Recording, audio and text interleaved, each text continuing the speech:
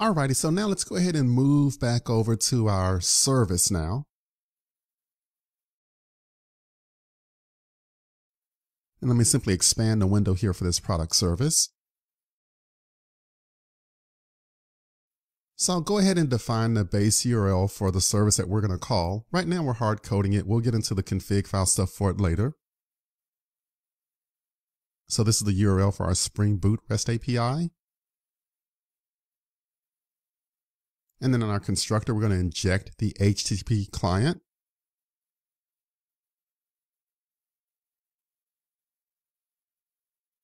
And recall, Angular has a dependency injection framework, and HTTP client behind the scenes is injectable, and Angular will inject it for us.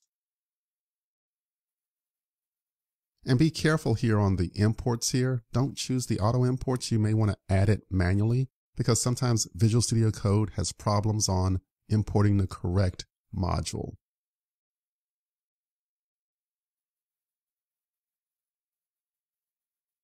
So be sure to make use of Angular Common HTTP.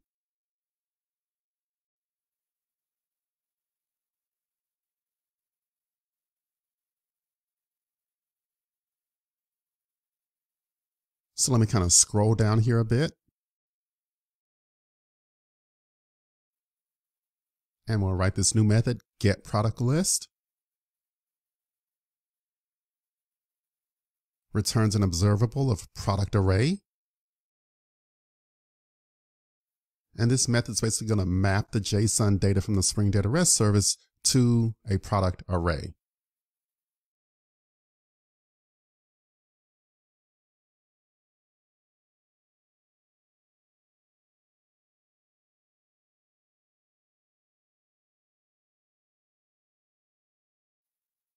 So we use the HTTP client, we make a GET request to that base URL, the data that's returned, we pipe it, and then we make use of map to map that data to our given data type.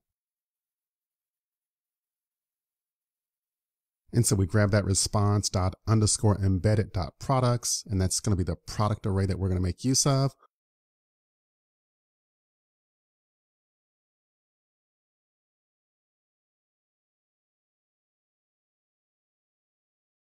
We'll also add a little supporting interface here at the bottom to help us with this mapping. So this interface getResponse will help us unwrap the JSON data from the Spring Data REST API and make use of that _embedded entry that comes back from the Spring Data REST API. And we'll access the array of products.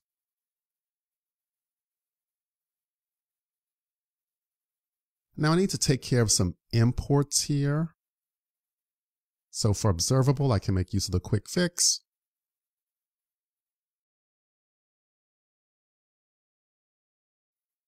But for map, it may not give you an easy solution here in Visual Studio Code, so we can just manually provide the entry. So I'll just move up top and I'll add the import here for the map.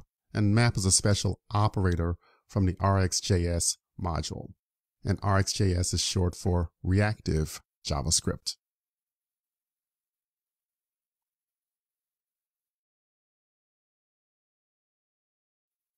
All right, so this looks pretty good. So this is the coding here for our product service. It'll make a GET request to that backend base URL, grab the data, unwrap it accordingly, and make it available as an array of products.